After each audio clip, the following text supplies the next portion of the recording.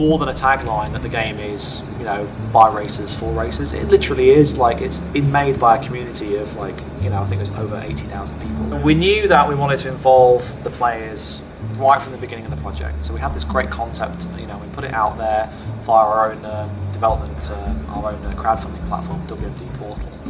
And yeah, like, it really kind of captured the public imagination. From day one, therefore, you know, we got funding for the game from our community, and they've been able to play the game from day one. So they've been able to play the game for over 2 years now.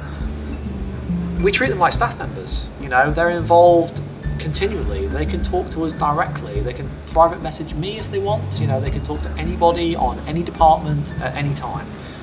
So I first started with Project Cars when I was doing some work with BAC Mono, which is a Road Eagle supercar company, and they needed some help on the car in the game. And I just come back from Monaco racing with the Formula One package, and it was just a great connection. I started helping to develop the car in the game and then other cars, and lucky enough to be racing on these racetracks such as Monaco, or doing the Le Mans 24-hour, where you can't just go out and purely just use laser scan tracks or CAD data. I could give that emotional feel of there's a new curb here, or the sunsets here, or the water collects here, and it's really that detail that this game's gone to, which kind of sets it apart for me.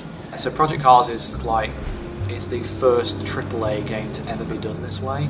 There have been other games and there have been other success stories on Kickstarter and things like that, but not to this magnitude. Like, we are the first game to be doing a boxed product on the shelves in the stores that you can actually go and actually physically buy.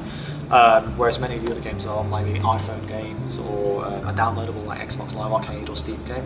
You know, we are the first one of this magnitude. And I think maybe all eyes are on us, you know. There might be some people who are like hoping that we succeed and like maybe waiting to do something similar with their projects, you know, but are waiting to see how successful we are with that. So yeah, you know, I firmly believe that any game, any genre can benefit from talking directly to the players rather than, you know, talking to, you know, men in suits around a table.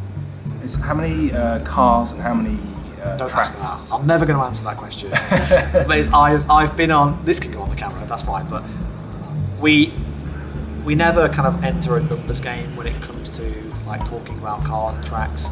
And I've been on the record many times over the years like saying why, because it's not that relevant. You know, there are other games out there which are more like encyclopedias of cars, things like that, and that's great, right?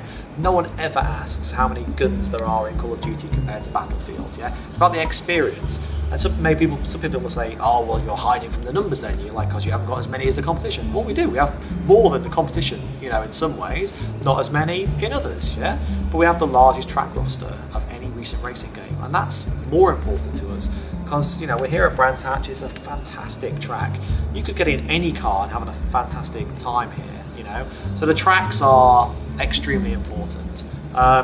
We're drip feeding both the cars and the motorsports and the different forms of car culture and the track list via our website, you know, and there are many more to come. We live in a world now where technology has got to the point and we have years and years of experience of making racing games ourselves, and we have a community of people who have also raced, you know, in real life as well, and have also played many of our competitors' products over the years, and we have our real life racing drivers giving us feedback on, you know, handling and how it feels to drive these cars and go around these tracks which they've, you know, driven maybe 90% of the tracks we have in the game in real life. So when you combine all those things together, you know, the knowledge that we have technically from the car manufacturers giving us actual real life data, so that's kind of our base, you know, making the cars accurate to what the statistics that we are given.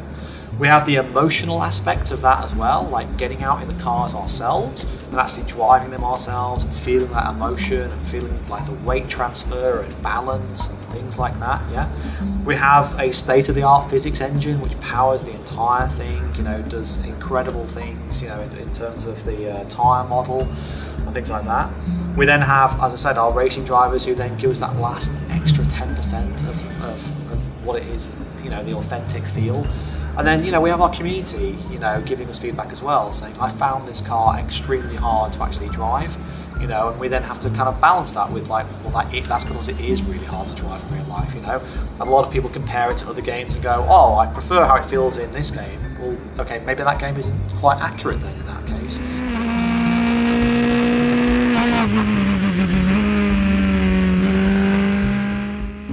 Yes, the lap I did in the BAC Mono was just a random lap. I was actually just setting down a customer car that we had, and he asked me to go out in his car and set a lap time for him so he could work for the rest of the year to our benchmark. So I just went out and took the car and gave him the video, and we put the video up, and one of the guys from WMD or one of the games has taken it and compared it to his lap in the game, and it's within 1/10 of a second of exactly what it is in the game. So that video on YouTube really, I think, does prove, if you're deciding between which simulation game to get, it really does kind of prove that Project Cars is out there as the most realistic one. It's hard to tell if you cover up which says real life and which says in-game. It's hard to tell which one actually is, honestly.